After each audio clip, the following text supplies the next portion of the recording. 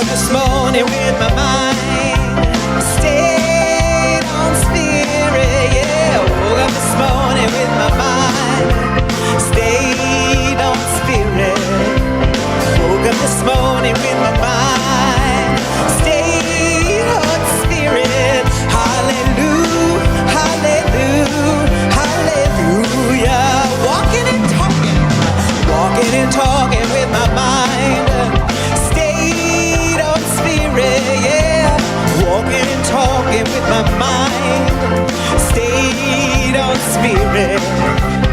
Walking and talking with my mind stayed on spirit. Hallelujah, hallelujah, hallelujah.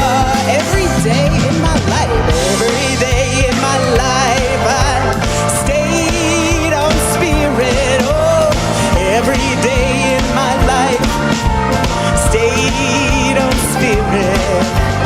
Every day in my life, I am stayed on spirit. Hallelujah, hallelujah, hallelujah. Let's sing. Woke up this morning with my mind stayed on spirit, yeah. Woke up this morning with my mind stayed on spirit.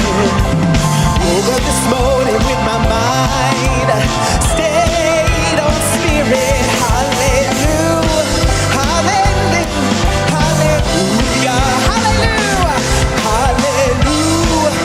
hallelujah, hallelujah, hallelujah, hallelujah, hallelujah.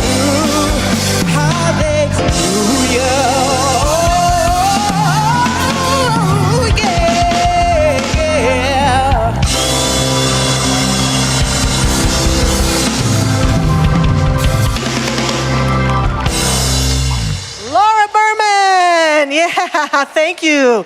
Good morning, Mile High Church. Welcome to those of you who are here in our beautiful sanctuary, our Teel Sanctuary. Welcome to those of you who are tuning in online. We are blessed to be together for another glorious day. One of the things that our founder, Ernest Holmes, used to tell us in his writing frequently was an encouragement to always remain open at the top. And what he meant by that is to always be open to the possibilities of life, to the diversity of life. And so that is why we are a very inclusive community, welcoming all people. And we talk about welcoming people from all paths, but we're also inclusive of other faith traditions. We honor the wonderful wisdom that emerges out of faith traditions. And so you'll see behind me today a special table set up in honor of the beautiful faith of Judaism, as tonight is the beginning of Rosh Hashanah. Yes, we can acknowledge that, yes. And we're very happy that Reverend Zamira has brought to us a beautiful interfaith portion of our service today to honor Rosh Hashanah. And so we hope that you will remain open at the top through our whole service. Additionally, we are so blessed to have our practitioner prayer partners who always lift us up and support us. And we did have the passing of one of our practitioner prayer partners this past week into the next realm of life, and that is Connie Sturgislewski. And we wanted to acknowledge her and give thanks for her beautiful presence in our life and in our beautiful community here. And we are lighting the memorial candle in honor of Connie today to celebrate and give thanks for the light that she has been in life, in our community, and shall always be, and to send blessings to her family and all of us who mourn her loss. And so we go within now to that deep place of prayerfulness. We invite you to sit back, relax. We're going to sing, have a few moments of silence, and Reverend Zamir will pray us in. Let us begin.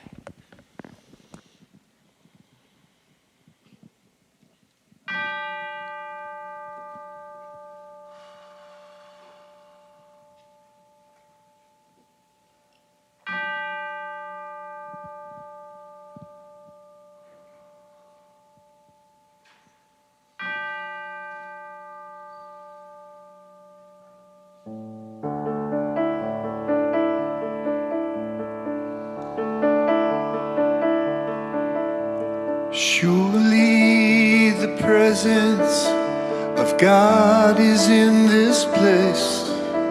I can feel the mighty power and the grace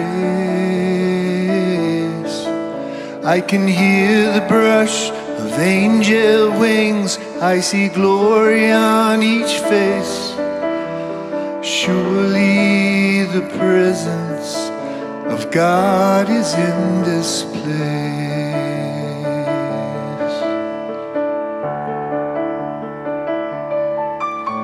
Surely the presence of God is in this place. I can feel the mighty power and the grace. I can hear the brush of angel wings. I see glory on each face. Surely the presence of God is in this place.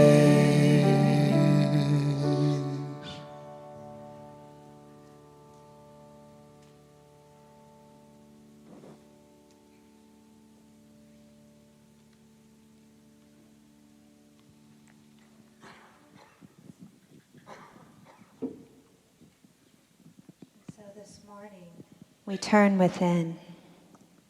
We allow the breath to guide us into that inner sanctuary of heart. For surely the presence of God is right here in each one of our hearts. And so we open to feel that presence and essence of the One. For I recognize that there is one God, one Spirit, one power that moves in and through all. And it is that living Spirit that interconnects each one of us. So we feel that interconnection this morning. It is that golden thread of truth that moves through all faiths. And so we open right here to unite in the absolute. And I'm so grateful this morning, for I know that right here in this beautiful mile-high community, we are all beacons of light, that we open our hearts and we open our minds to feel how that light moves in through and as each one of us. I am so grateful for all the hands that are in service today, for I know that their service is an absolute act of love. And I'm so grateful for Dr. Roger, for I know that he is a conduit of the divine, and that his message opens within us today all those ways that we connect deep within so that we can soar and feel uplifted, inspired in spirit. And so it is with great gratitude I absolutely feel and know, and I celebrate this energy of all of us together here now. And so I release this prayer into that alchemy of love and law, feeling and knowing that it is complete and it is done. And so it is.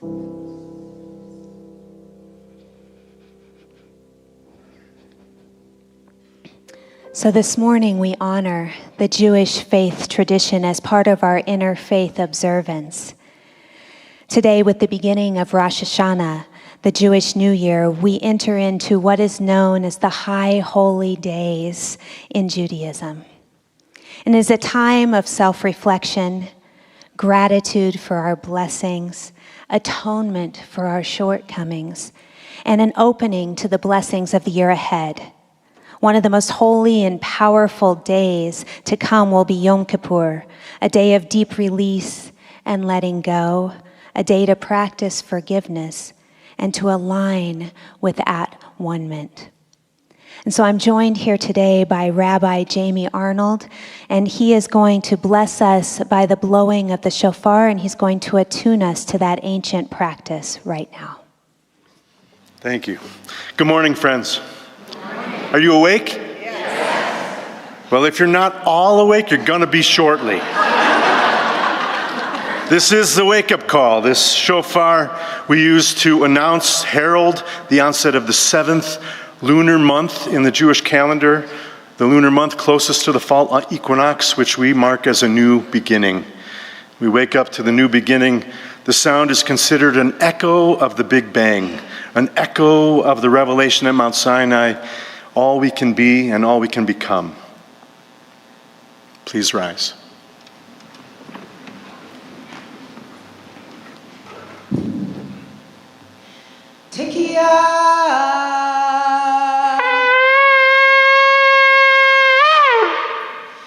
Shivari Interlude.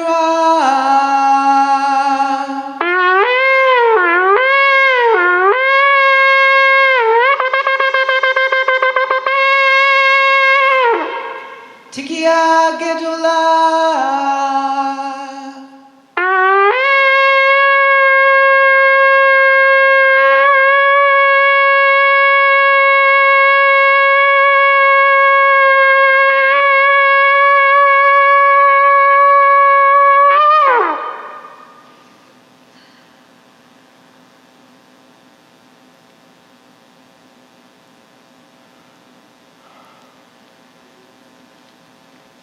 Thank you. You may be seated.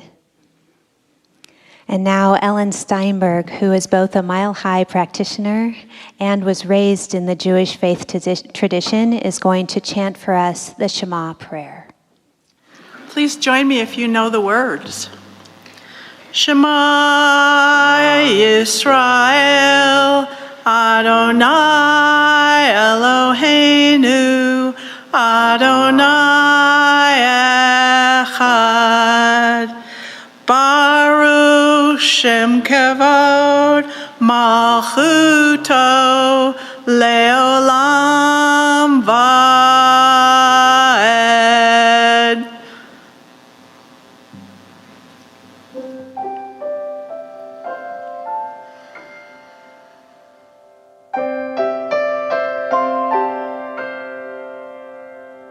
Calling the angels,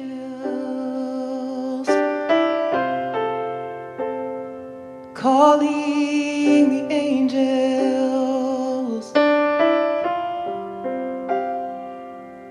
in my right hand Michael, in my left hand Gabriel, before me Uriel, behind me Raphael, in my right hand Michael, in my left hand Gabriel, before me Uriel, behind me Raphael, and within me almighty love, and within me is love,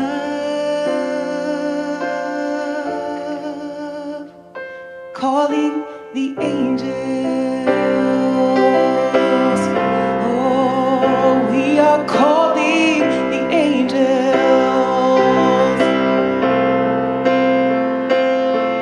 Mi, Michael, Mismoli, Gabriel, Umilifenai, Uriel, Charai, Raphael, Mi, Michael, Mismoli, Gabriel, Umilifenai, Uriel, Umecharai, Raphael. Oh, and within me is almighty love.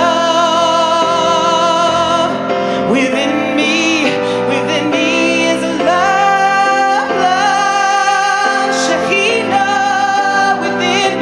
Within me is love. I am love, calling the angels,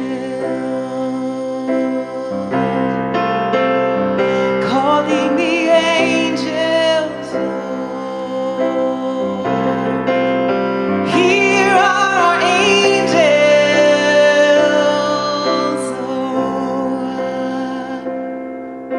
The angels.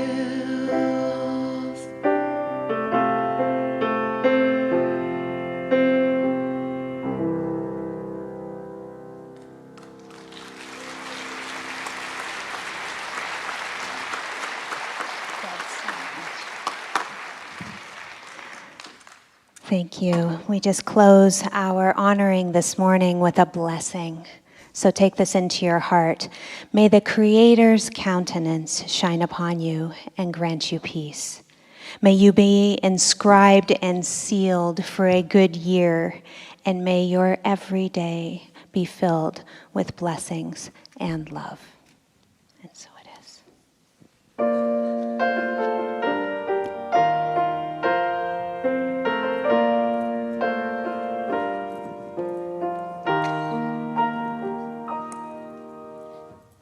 Just when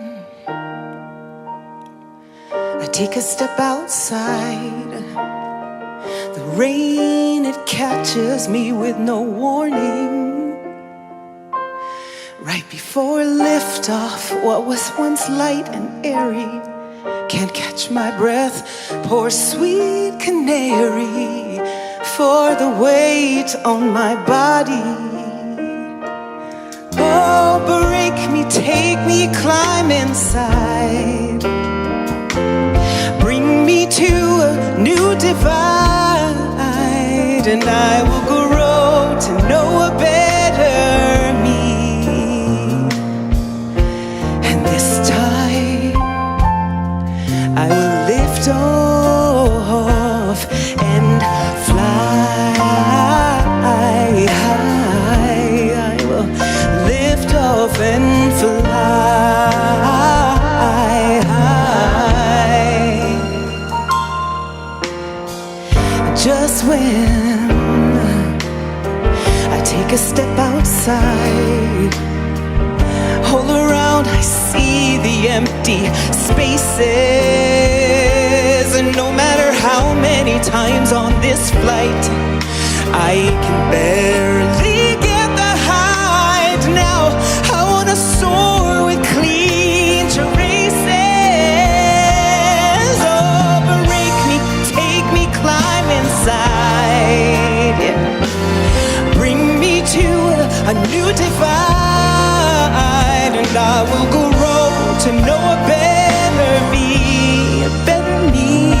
And this time I will lift off and fly high. I will lift off and fly high. Me and the time, we make quite a pair, and it's a solo flight with the wind in my hair. There's a quiet line between me and the air, and I like it, I like it, I like it here. Yeah, yeah.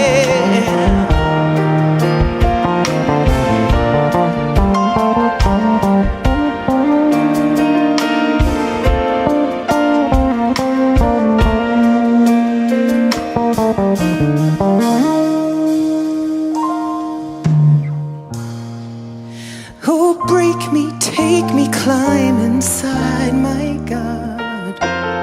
Bring me to a new divide. Oh, break me, take me, climb inside. Yeah. Bring me to a new divide, and I will grow to know a better me, a better me. Oh, and this time I will lift off, and this time I will lift off, lift off, lift off and fly. I will lift off and fly. Ooh, I will lift off and fly. I will fly high.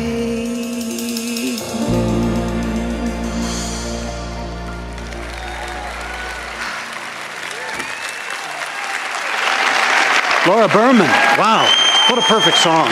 Thank you, Laura, thank you. And the Mile High Band, Unparalleled, directed by Dr. Kent Rautenstrauss. Good morning. Good morning. Oh, so good to see you. I was sitting up there just scanning this glorious group. What beautiful we are above average, for sure. Beautiful, beautiful. Man, just exquisite. I love you, and I'm glad to share some thoughts with you. Thank you, Dr. Michelle and Reverend Josh, for the privilege, and thank you for your spiritual leadership of our community. And just a few things here. First of all, I just want you to know that the meditation and prayer retreat is in the final sign-up stages for our November 10 through 13 experience. We've done this for 13 years. We had to take a COVID year off, but over 1,000 people have participated. Many, many people come back time and again. It's a great way to really deepen, open to your guidance, refresh your spiritual practices, and reconnect with the joy of life. They're really beautiful, a lot of fun, and deepening. So do sign up now. In fact, Karen Thomas, the retreat coordinator, is also the coordinator of the bookstore, and you can just stop in and she can get you signed up. Please do so ASAP. I don't know how long these are going to keep going, so don't wait too long to be involved. Oh, and by the way, it's not the dog, it's you. I just want to pump that up because the dog behaviorist, animal behaviorist who's currently training Erica and me, and thus producing miracles in our dog, she's going to be presenting this, and she does a really incredible job. It's really not the dog. We're clear about that. All right. This is part 2, the call to soar free. And I recounted last week of a recollection of a time in the early 80s where some friends and I went up to a little airstrip in northern Denver here, and we signed up for glider plane rides. And they were 2-seat glider planes, which are engineless, and there's a seat from the person who's bought the ride, which in that case was me, and then, thank God, there's a seat for the pilot behind. And then we're connected by a cable to a single-engine plane, a Cessna or a Piper Cub, and that plane takes off and then pulls the glider plane up. And so we had been experiencing that elevation for about, maybe 10 minutes when at one point I hear in the little speaker set, okay, it's time for you to pull that release lever. And as I recounted last week, there was that twinge of a moment where, this is good as is, because the scenery was gorgeous. I thought, I'm complete. But then he asked again, and I did, in fact, pull that lever. And then we got to soar free and experience why they have fledgling pilots have this experience, so that they can really enter into their mastery, where they can really sense the currents, the updrafts, the downdrafts, and really become pilots. And some people love to do it, even accomplished pilots. It's so very pure. And as we completed that experience, I thought, what an incredible metaphor, a powerful transformational metaphor for all of our lives. So powerful, because life supports us in so many ways. It gives us opportunities to be elevated, to be empowered in this life. And there also become many times when we are called to release from those elevating sources in our life, that we might learn how to fly even more powerfully in this life. Learn how to be more masterful. These are soulful moments that come to each of us in the various sectors of our lives, where life says, all right, choose something that elevates you. Use it well. And then be available to that call to let go, to release that you might deepen, you might awaken new capabilities within yourself, discover more of who you are. Soulful moments. And this support that is given us in so many sectors of our life, in most cases, is meant for a reason or a season, not necessarily forever. And the tendency, though, as we experience this, is to cling to those things that we have experienced that elevate us, that have supported us, and to resist that call that says, yeah, but there's another level of your empowerment, which is to know you can integrate this, you can handle this yourself. And we resist that. And so one of the questions I encourage you to explore was, what am I clinging to? What am I clinging to? And what am I resisting? Where am I resisting life-enhancing changes? This week I found a passage in the Tao that speaks to this. When I let go of what I am, I become what I might be. When I let go of what I have, I receive what I need. And so last week, as I brought us into this whole metaphor, we looked at some areas like our roles, the roles we play that are usually important and very good, and yet there's a call to either evolve them or let them go. Whereabout is that for you? Sometimes it's the routes we've chosen, the paths, career paths, other kinds of paths, and they run their course, and we sense we'd like something different, but we cling. And sometimes block the greater dream that wants to emerge, a new chapter that wants to show up in our life. Sometimes it's relationships. Thank God there are some relationships that go the long distance for us, and then there are many relationships that are for a season or a lesson. And sometimes we resist that change. Then we looked at ruts, how it's so important to discover the times we've gotten in a rut and pull the release lever on stagnant living. And finally, we addressed religiosity, how tempting it is to just live at the surface of this thing called religion or faith or spirituality and just spout ideas rather than going deep. It's not so much about changing, flitting from one path to another. It's all about, can I go deeper in this path that has spoken to me? Challenging myself into a deeper experience of the divine. So that brings us current. And what I want to base today's remarks on about this is that, there are indeed those times that we are elevated by something so beneficial and powerful.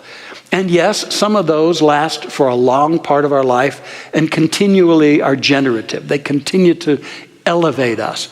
There are those soulmate relationships that we pray to be blessed with, and I am blessed with. There are those soulmate relationships, deep friendships. There are our spiritual path, I believe, is one of these that goes on, and we go deeper with our spiritual practices, the power of spiritual community that I spoke to last week. And then there are our values. And beyond that, there are many things that have elevated us that it's time for us to release from so that we can master them on our own without that assistance. But what I want to focus on today is how it's also possible that we attach ourselves to that which we think is going to make life tolerable, but it actually weakens us. It actually, rather than elevating, it takes us down, sometimes even breaks us. And I want us to be aware that we can get attached to that too, those kinds of things. And it's time to pull the release lever there. And as our acronym is to seize opportunity and release, to soar. And the overall area, the first area I want to look at is the content of our consciousness. Our founder, Ernest Holmes, said the first step in healing is one of honest self-assessment. And how powerful it is to get honest with ourselves and take a look at what have I been allowing to be active in my awareness, my consciousness, my thinking, my energies, my feelings. What's been going on in this? Some of the things I think we could take a look at is, how do I deal with the past? My past. Is my past a rich treasure trove that I cherish and all of its lessons that actually vaults me forward? Or is my past what I call a paralyzing past? One that's a ball and chain. Are you carrying that kind of a relationship with your past? It is possible for you to pull that release lever and not be chained to that. One of the most significant areas to look at in that regard is our sense of resentments and unhealed wounds from the past. Oh, we can stay attached to them. We can think that they're attached to us when in truth we're attached to them. And we attach to them because we thought it justified us, whatever happened to us, what was said to us, what was done, that was in truth not good, and yet we stay attached to that. We stay involved in the victim narratives around it. Now, every one of us is subject to times when we're victimized. Maybe it's a part of life on this planet at this level. And it hurts, and it shouldn't be. And we don't have to wear the identity of victim, because that keeps us stuck. We don't grow from the experience. It keeps taking us down. It poisons us. And so we have to look at those unhealed wounds. Is that something you could pull a release lever on? And just say to yourself, enough. I can't squeeze any more thing out of this. And it actually is, it's distributing toxins to the mind, the emotions, and the body. It's an ineffective way of dealing with a hurt. Here's an effective way. And it's to realize that we can stay attached to the lesser story, which isn't going to get us anywhere. And that's the story of who did what to me and how terrible it was. And it was, no doubt about that. Or we can then detach from that and attach to the larger story, the soul story. Because what I've experienced personally, and I've written about it and told you about it, is that in one of the most excruciating experiences in my life, where I attached myself for a time to bitterness, to hurt, to anger, even hatred, there came a time when I realized that was going to really do harm to me. And that it was up to me to shift my relationship with that experience. And some people helped me awaken to that for sure. And then I attached myself to an exploration. What's the meaning of this in my life? And what's the soul story, the larger story? And I began to realize that that whole experience, I brought that into my life to teach me about the state of my heart center. And it was time for me on my journey to open my heart, to not live in fear with a closed or protected heart, but to open my heart. And when that got accomplished, and I'll never forget the day when I was inducted into the power of the heart, when that happened, I was transformed. I looked back at the original experience and all the pain I'd been holding with it, and I said, oh my God, that's the most blessed thing that could have ever happened to me. And to this day, I give thanks for it.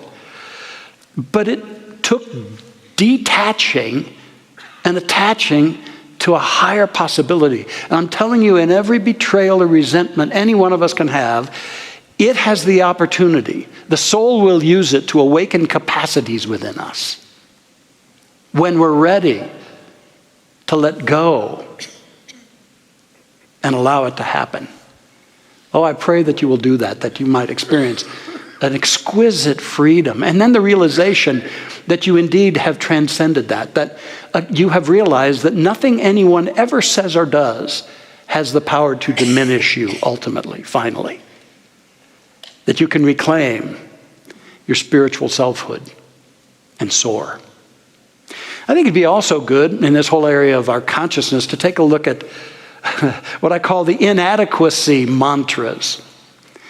You know, in spiritual traditions, the chant is used to evoke certain energies and to integrate those energies. And so we chant certain things.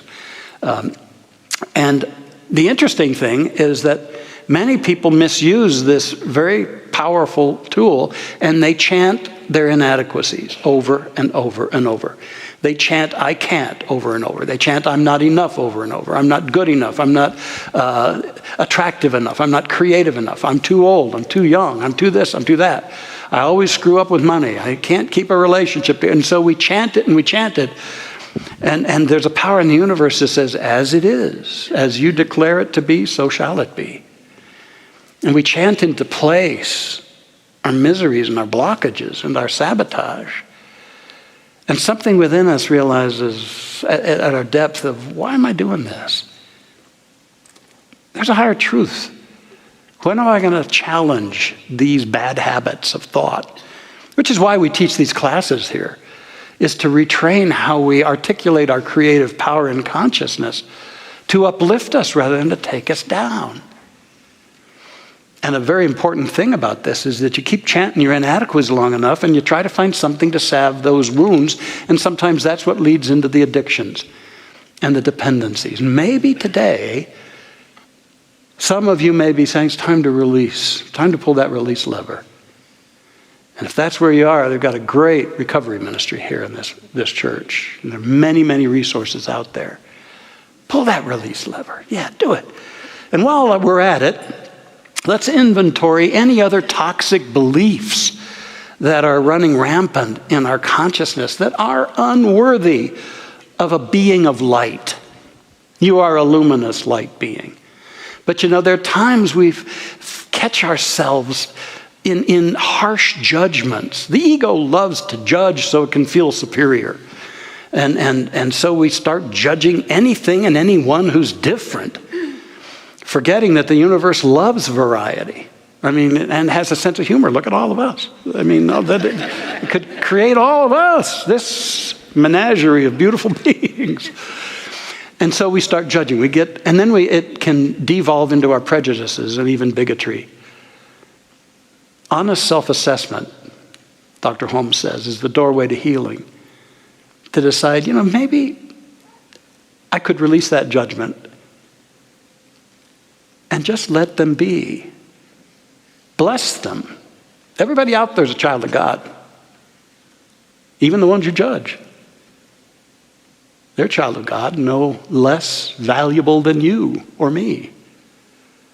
And so we catch ourselves in these kinds of things. We pull the release valve, and then we're free. And all of this, the name of the game is to soar and to discover that we don't need those old crutches, which aren't doing us a lick of good at all. And then something happens to our overall self-esteem. And we begin to believe in ourselves. We begin to experience ourselves living a quality life from within out. And then we begin to realize nothing's impossible when we're living in that way. Nothing.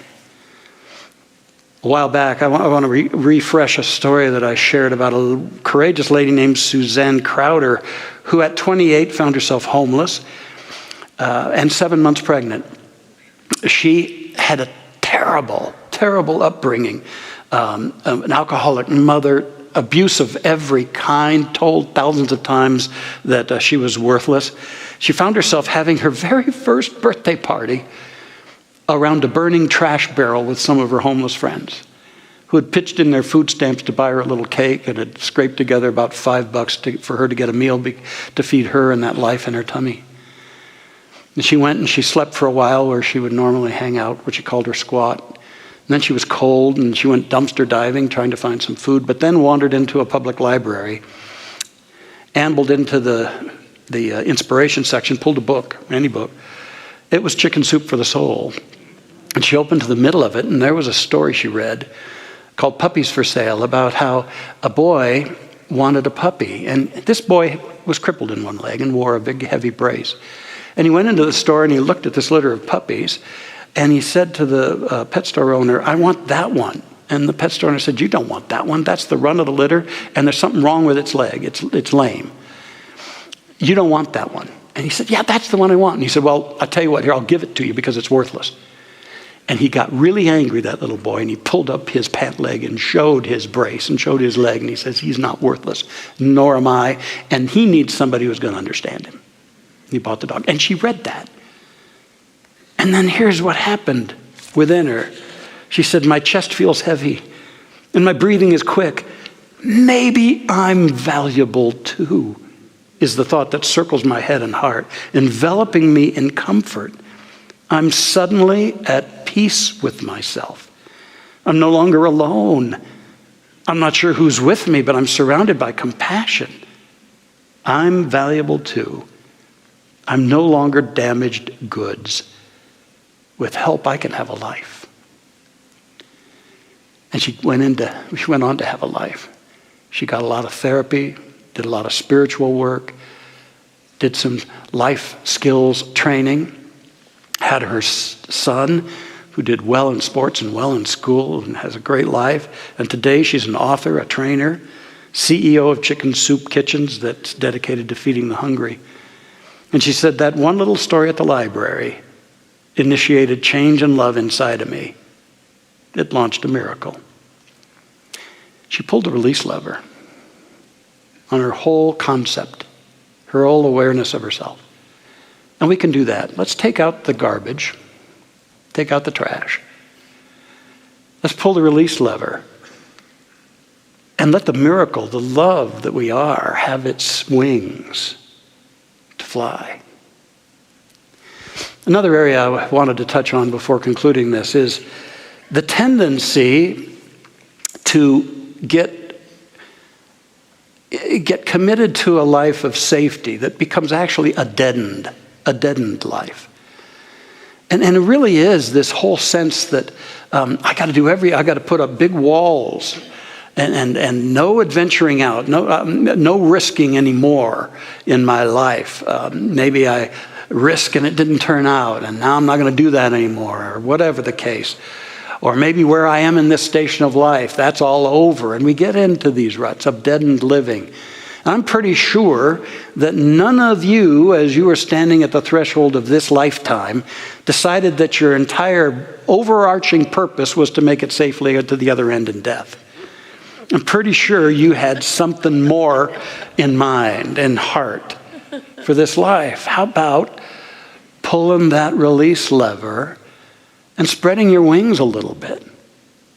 Try some new things. Experience, explore, discover. That's why we're here. Because this life, really it's over in the blinking of an eye. Sometimes in the middle of it seems like it'll never be over, but boy, it's over so quickly, especially those of us who keep walking down the path. And that which brings me to the final thing I want to deal with, and that is the great transition. When we are guided, when it's optimal for every soul, we are guided to pull the release lever and let this body go. And that's as sacred as any of the other times that the Spirit says, okay, there's a greater experience. Pull the release lever. Pull the release lever. And of course, many of us, if not all of us, have had the experience of others for whom it was optimal, and they moved on in that greater dimension, and it hurts. We grieve the loss of a loved one, loss of a pet, loss of certain activities or stages in our life. We grieve. And we have the opportunity to understand that our grieving is so deep because our loving was so full. That we grieve in this life because we love. If we didn't love, if we didn't care, we wouldn't grieve, but we do. And the more we get in touch with this grief is a facet on the gem of love, then we can even add another facet, and that is gratitude. Along with the sadness of release, we feel grateful that we were able to love like that we were brought together with that kind of love. And we give thanks, not that it ended, but that it happened. And somehow, even in that, we're taking up onward and upward. And there's going to come that time for you and me when the pilot says, okay, you're good. Good job. Pull that release lever. And when that happened for me in the glider, I was scared about it, but we don't have to be scared. Because here's the deal. As we glided for about an hour, the pilot behind me coached me in how to circle around and make an approach toward home base, toward the landing strip. And then at one point, he said, okay, good job. I've got it from here. And thank God he landed that plane. Thank God he landed that plane. And I think that the parallel for us is so striking. When we pull that release lever and we glide free from the body, the master pilot takes over and ushers us into a greater, grander experience of its power and its love. So we don't have to fear this landing. We just have to turn over the controls. And up until that time, we get to live fully and enjoy the adventure that is ours to have, knowing that at the right time, that principle, that power is going to take us onward and upward into our greater yet to be. Franz Kafka, he was a European novelist of the 20th century. A story was written about Kafka based on the memories of a woman who lived with him in Berlin just before his death. And in this story, Kafka takes a walk in the park where he meets a tearful little girl who just lost her favorite doll. Her favorite doll. And he tries and fails to help find the doll. Then he tells the girl that the doll must have taken a trip.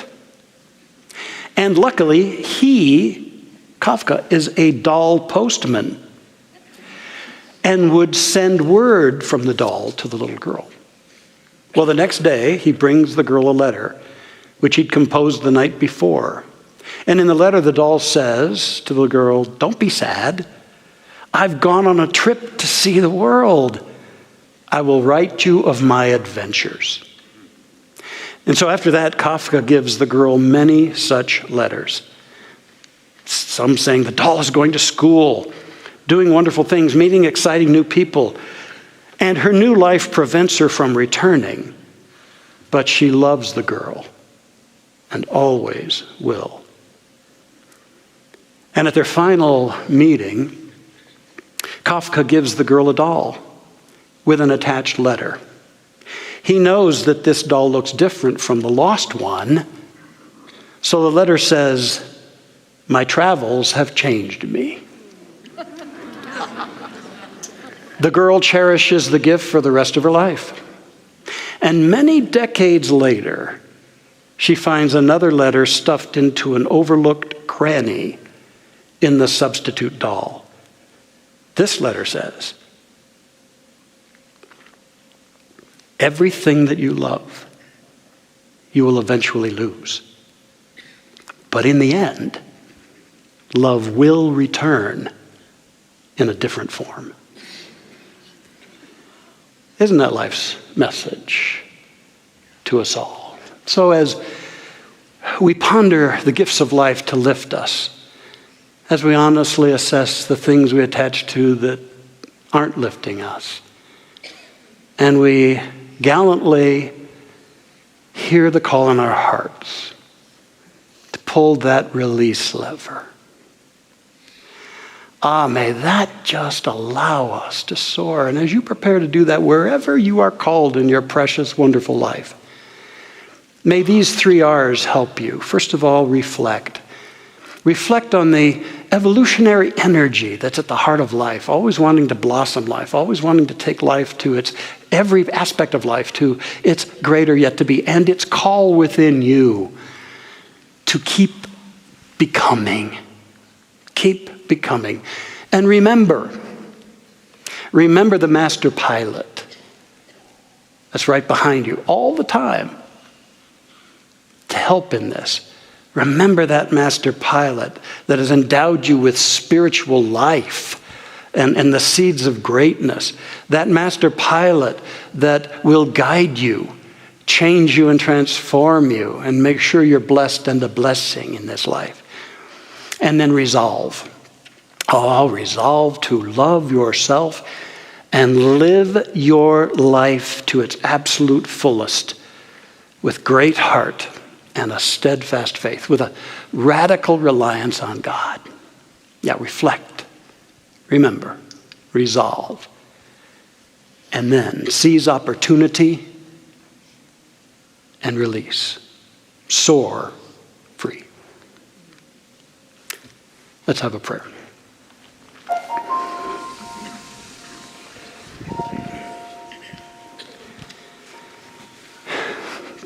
Breathing in the breath of life. May we transcend the stories about ourselves, all the past stuff, the hurts we gain along the way. May we transcend immature and obsolete ways of thinking, that we might re-enchant our lives, that we might pull the release lever on that which does not belong to a radiant child of God, and soar free, find our wings, There's an old hymn that says, and he will raise you up on eagle's wings, bear you on the breath of dawn, make you to shine like the sun, and hold you in the palm of his hand. In those times when we soar and sail into what seems like the unknown, may we sense that master pilot holding us in the palm of its hands, ever whispering to us of the spiritual powers within us, the capacities, the qualities, the good, the light. Trusting that. So sense this love that holds you right now. Sense its gentle invitation in the various areas that are right and ripe for you to pull the release lever. And you're not sailing into nothingness. You're sailing into the ocean of life.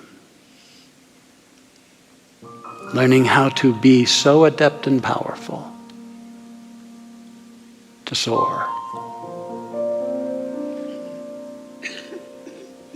And so I affirm that this all-embracing love that has seated us with its integrity, beauty, joy, and power guides us ever onward into our greater yet to be, into that ultimate release as well.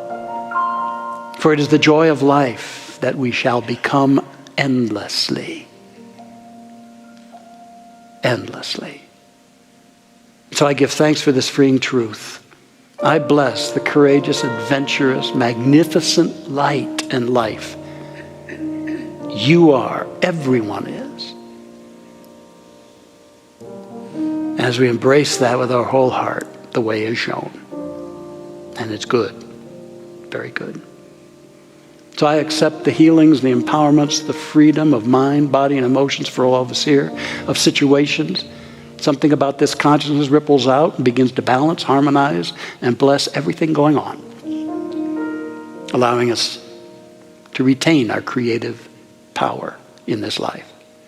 And as we accept this, and revel in this, the adventure, may we also envision and accept peace in the hearts of humankind, radiating around this planet, connecting all peoples, and bringing forth the greater good that we deserve. For this blessed truth within us, may we give thanks, and let it be and become, and so it is. Amen. When I pray, I feel my heart go deeper, my heart go deeper into my God. When I pray, I feel my heart go deeper, my heart go deeper into my God. Right here, right now, right where I am, I pray. Right here, right now, right where I am, I pray.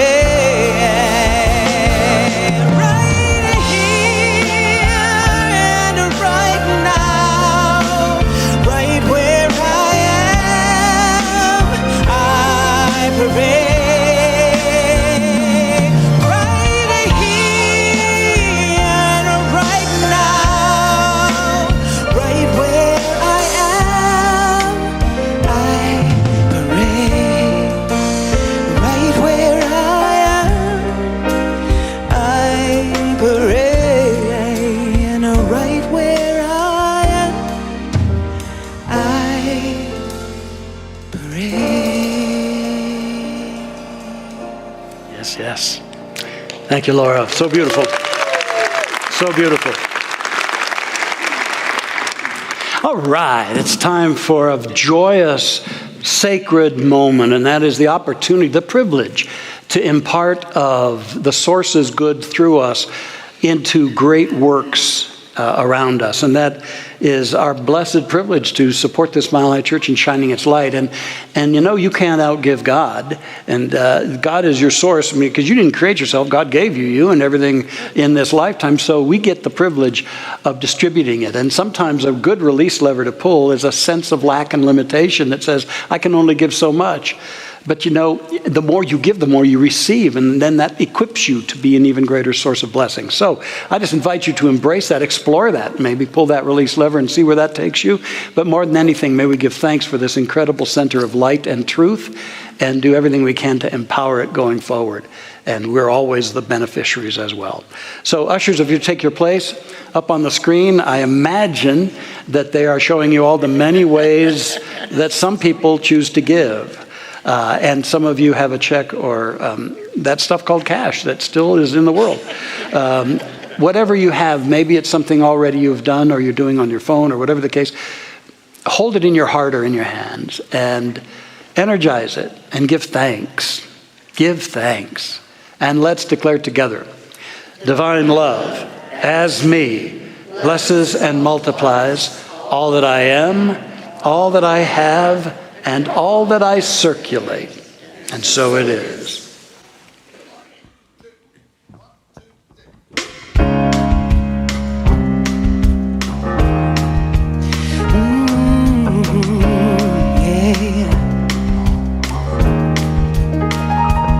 If you peel off all my layers beneath the false portrayer, what would you find?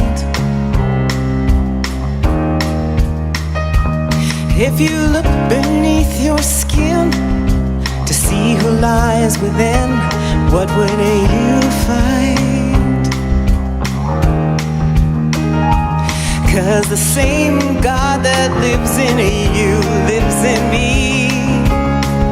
And though we may sometimes think differently, we are perfectly in one love, one mind that you can't ignore, one thought that binds us right down to the core, our divinity lasting through eternity in one love,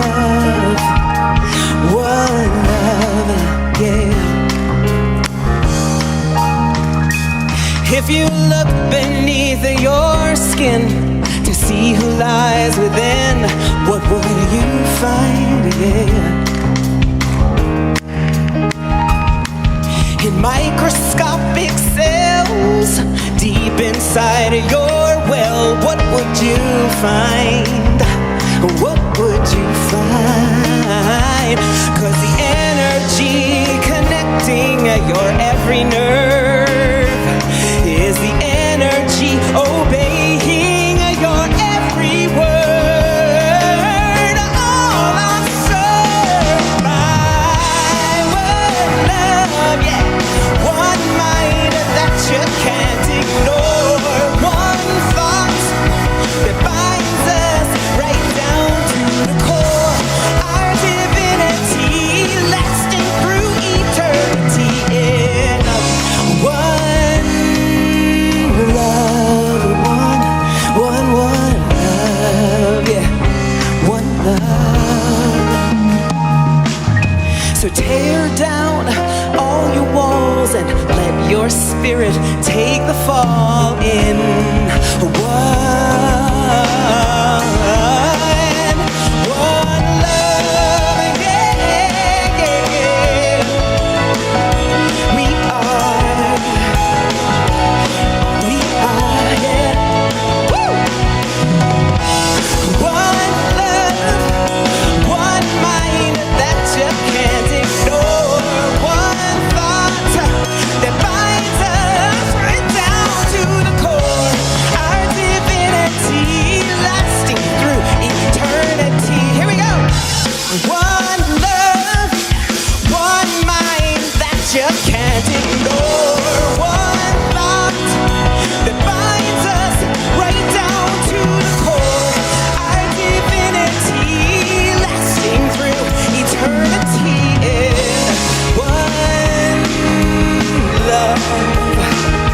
one love.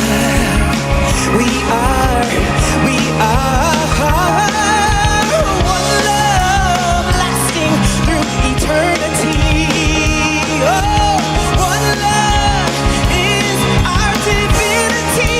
We are one love.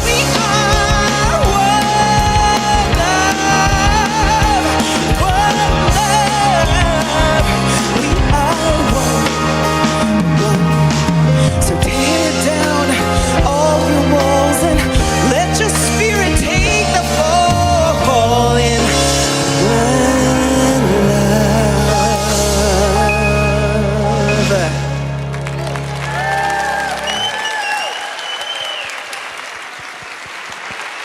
Thank you, Laura Berman. And to our Rob band, Rob, Kent, Mike, and Bijou. Woo! And hasn't it been amazing to have Dr. Roger here with us these last 2 weeks? Yes! What a treat. We're so grateful for each one of you.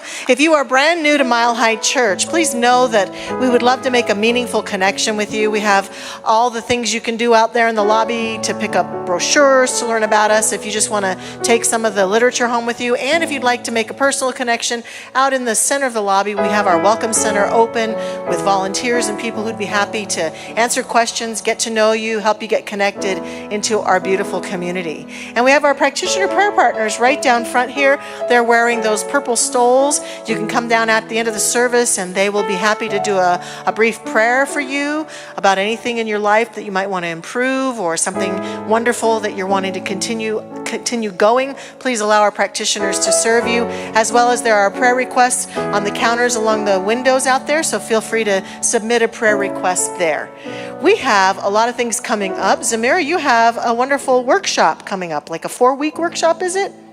Yeah. Okay, tell us about it. We have a 4-week workshop on Kabbalah coming up in a right. couple of weeks, and I hope you'll check it out online and join me. It'll be an immersive experience into the sacred tree of life. I'm looking forward to that. Yes, and then today, if you feel like going right home and getting online, at 11:30, we're going to have an Ayurvedic Principles workshop where we're going to talk about the ancient tradition of Ayurveda from several thousand years ago in India, and we're going to talk about how it's a holistic healing practice, but it's also a way of life.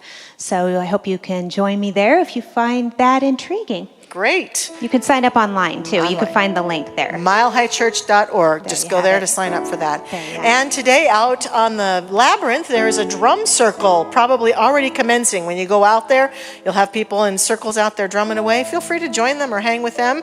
Next week, don't forget to be with us for the first of our Adventure in Faith. It's going to be a beautiful Adventure in Faith.